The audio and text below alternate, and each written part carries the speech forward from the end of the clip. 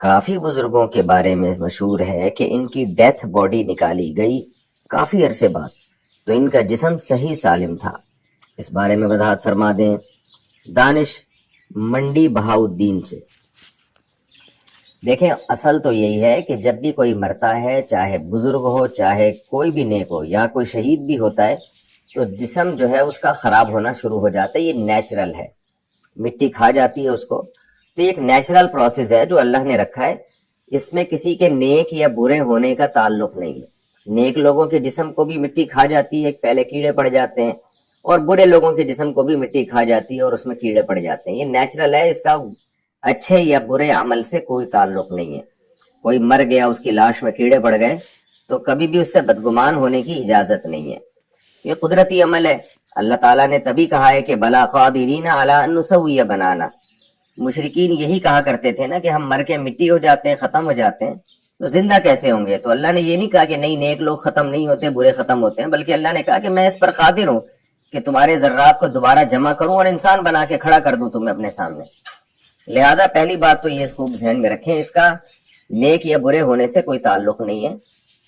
اگر کسی کے جسم کو کیڑے کھا کے ختم کر دیتے ہیں، اس میں بدبو پیدا ہو جاتی ہے۔ البتہ یہ ہے، ضرور ہے کہ بعض دفعہ کرامت کے طور پر کوئی نیک آدمی ہوتا ہے، اس کی کرامت کا ایک اثر ہوتا ہے۔ وہ اثر میں یہ ہوتا ہے کہ اللہ اس کے جسم کو سلامت رکھ لیتے ہیں۔ بعض دفعہ ایسا بھی ہوتا ہے، جیسے بہت سارے صحابہ تھے جن کے جسم سلامت تھے۔ حضرت حمزہ رضی اللہ تعالی عنہ کو شہادت کے بعد دفن کیا گیا، تو جہاں دفن کیا گیا، میرا خیال ہے 60-70 سال یا 100 سال کے بعد ان کی میت کو نکالا گیا، وہاں سیلاب آ رہا تھا، تو آپ کا جسم بالکل صحیح سلامت تھا۔ ایران میں بعض صحابہ کی قبریں کھلی ہیں، تو وہ اس کی باقاعدہ ویڈیو بنائی گئی ہے کہا جاتا ہے، اور وہ خبر بڑی مشہور بھی ہوئی تھی ہمارے بچپن میں، لوگ ہمیں بتایا کرتے تھے۔ اب پتہ نہیں ہمارے بچپن کا واقعہ یا اس سے پہلے کا واقعہ، لیکن خبر ہمیں بڑی مشہور ہوئی تھی، پھر یہ ہم نے دوسرے ذرائع سے تصدیق بھی کی، تو صحابہ کے جسم بالکل سلامت تھے وہ۔ تو خیر، اس جو ایران میں واقعہ ہوا، مجھے 100% اس کا یقین نہیں ہے، آپ دوسرے اہل علم سے آپ پوچھ سکتے ہیں، یعنی کہ واقعی ایسا ہوا تھا کہ نہیں ہوا تھا، لیکن میں نے خود شہداء کے جسم دیکھے ہیں، کئی دنوں بعد، کئی ہفتوں بعد بھی صحیح سالم۔ یہ میں نے تو خود مشاہدہ کیا اس کا، اور صرف صحیح سالم جسم نہیں، بلکہ جسم سے خوشبو بھی آ رہی ہے، خون سے خوشبو آ رہی ہے۔ تو شہداء کے خون میں خوشبو آنا یا ان کے جسموں کا بہت سارے ایسے بھی دیکھیں، بہت سارے تو نہیں، یعنی بعض شہداء ایسے بھی دیکھیں کہ جن کے جسم خراب ہو گئے اور بدبو آنا شروع ہو گئی، تو اس سے کوئی فرق نہیں پڑتا۔ لیکن ایسے بھی شہید دیکھیں جن کا جسم کئی ہفتوں تک سلامت رہا اور ان سے خوشبو بھی آتی رہی ہے۔ حضرت مفتی عتیق الرحمن شہید رحمۃ اللہ علیہ، یہاں کتنے بڑے درس قرآن ان کا حلقہ ہوا کرتا تھا۔ جب ان کو شہید کیا گیا ہے تو ان کا بیٹا میرا شاگرد ہے، تو بیٹے نے خود بتایا کہ ہم نے 6 مہینے کے بعد والد صاحب کی قبر کھولی۔ وجہ اس کی یہ تھی کہ بہت زیادہ پانی آ گیا تھا، کراچی میں بہت زیادہ بارشیں ہوئی تھی، یعنی ہم نے ارادہ کیا ان کو یہاں سے نکالتے ہیں۔ تو جب قبر کھولی ہے تو بالکل جسم بھی صحیح سلامت تھا اور بے تحاشا اس میں سے خوشبو بھی آ رہی تھی۔ تو یہ کرامت ایسی ہے جو مسلمانوں میں ہوتی رہتی ہے، جو ایک نارمل ہے۔ شہداء کے ساتھ تو بہت ہی ہوتی ہے، یہ خون سے خوشبو آ جانا یا جسم کا سلامت رہنا۔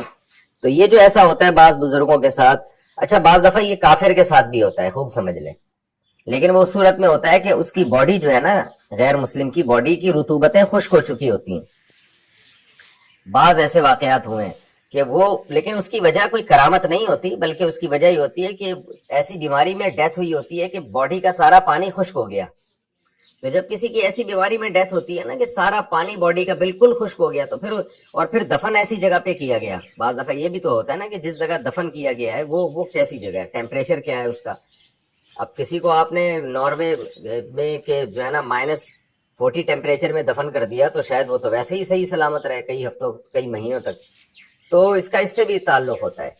لیکن ہم نے جو شہداء دیکھے ہیں نا، وہ تو ایک نارمل پاکستان کے ٹیمپریچر پہ ہی دیکھے ہم نے، گرمی والے ٹیمپریچر میں، اور کوئی ان کی باڈی کی رطوبتیں اور پانی بھی خشک نہیں ہوا تھا، اس کے باوجود وہ کئی ہفتوں تک صحیح سالم رہے۔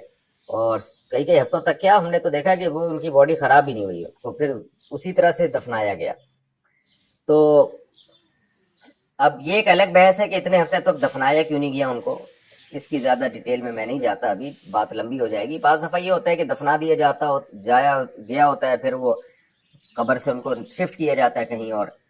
تو شفٹ کرنے کی ضرورت اس لیے پیش آتی ہے، بعض شہداء خواب میں آ کے بتا رہے ہوتے ہیں کہ ہم جہاں قبر میں آرام کر رہے ہیں وہاں پر پانی آ رہا ہے، سیلاب آ رہا ہے، جیسے حضرت حمزہ رضی اللہ تعالیٰ عنہ کے بارے میں خواب آیا تھا، تو اس طرح سے ہوتا ہے، تو پھر وہاں سے ان کو نکالنا پڑتا ہے، ورنہ نارملی میت کو جب ایک جگہ دفن کر دیا تو وہاں سے اس کو نکالنا جائز نہیں ہے، خوب سمجھ لیں۔ صف کے بیچ میں کرسی رکھنا،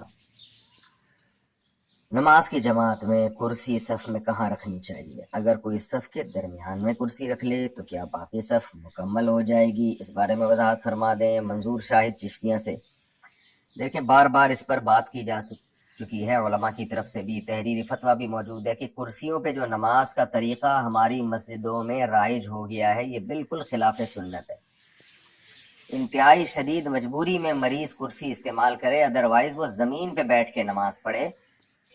اگر پاؤں موڑنا ممکن نہ ہو، گھٹنے موڑنا ممکن نہ ہو تو پاؤں قبلے کی طرف سیدھے رکھ لے اور اشاروں سے سجدہ اور رکوع کرے، لیکن زمین پہ جس حد تک بیٹھنا ممکن ہو بیٹھے۔ ہمارے نبی صلی اللہ علیہ وسلم جب بیمار ہوئے تھے تو زمین پہ بیٹھ کے باقاعدہ جماعت کرائی آپ صلی اللہ علیہ وسلم نے، تو اس لیے زمین پہ بیٹھ کے نماز پڑھے۔ تو پھر بھی اگر ممکن نہ ہو تو پھر کرسی پہ بیٹھیں۔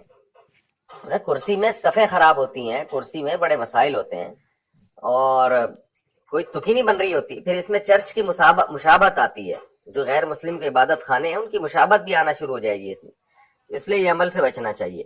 ہاں مجبوری ہو تو الگ بات ہے، پھر اب جب مجبوری میں ہے تو جہاں بھی رکھی جائے بس وہیں سے آگے صف بنانا شروع کر دیں، چاہے صف کے بیچ میں ہو یا کنارے پر ہو۔ کوشش تو کریں کنارے پر کرسی ہو تاکہ صف کی وہ جو ایک ہے وہ ترتیب وہ خراب نہ ہو، لیکن ایسا بہت مشکل ہوتا ہے، بار بار اٹھا کے اس کو کہاں لے کے جائیں گے اب کرسی کو۔ قضاء عمری کے دوران نماز کی وصیت کرنا۔ آپ نے ایک بیان میں کہا تھا کہ اگر کسی کی قضاء عمری پڑھنے کے دوران موت آ جائے تو وہ وصیت کر سکتا ہے۔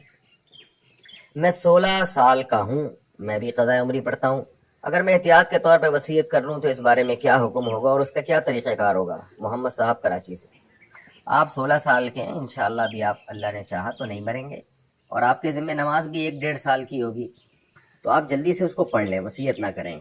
وجہ اس کی ہے کہ یہ جو کہا جاتا ہے نا کہ قضاء عمری کی وصیت کرنا واجب ہے، اور پھر وہ وصیت کے مطابق وارث جو ہے 1/3 مال سے فدیہ نکالیں، تو یہ بھی احتیاطاً کہا جاتا ہے، احتیاطاً۔ تو اصل میں تو روزے کی وصیت ہے، نماز تو پڑھنا ہی ضروری ہے، روزہ بھی رکھنا ضروری ہے، لیکن نہ رکھ سکیں